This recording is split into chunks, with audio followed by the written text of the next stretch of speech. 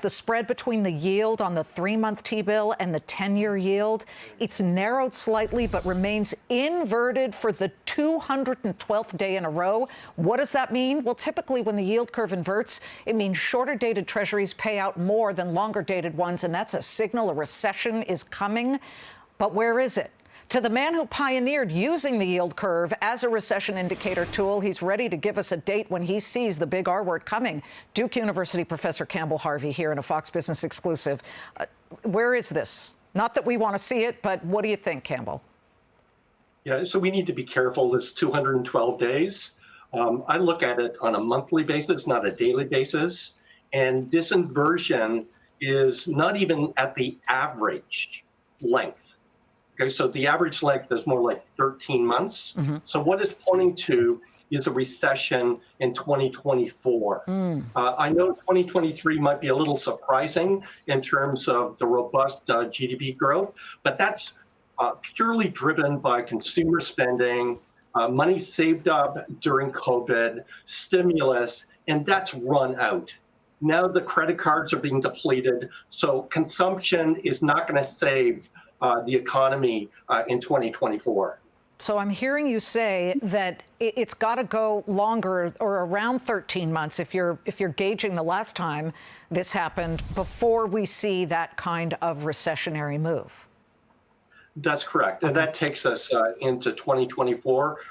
And it kind of makes sense, as I said, with consumption expenditures cratering about then.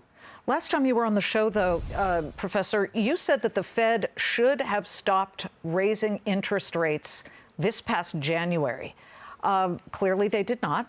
And while September, next week, we have a meeting with the Federal Open Market Committee. They're widely expected to leave rates unchanged. November sees still about a 32% chance that we will get another 0.25% rate hike.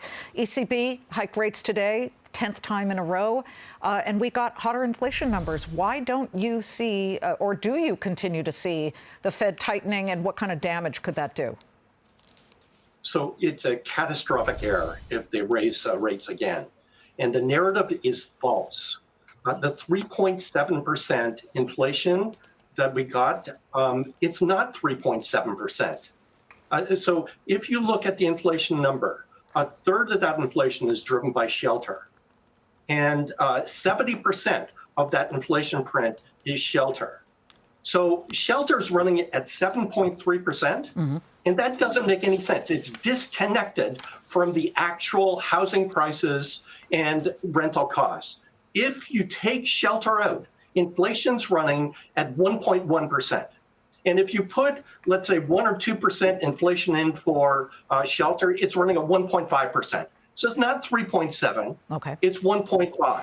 And it's because the BLS, when they construct inflation, they use something that's called owner's equivalent rent, and it's very smooth. The numbers today are reflecting what happened 2 years ago.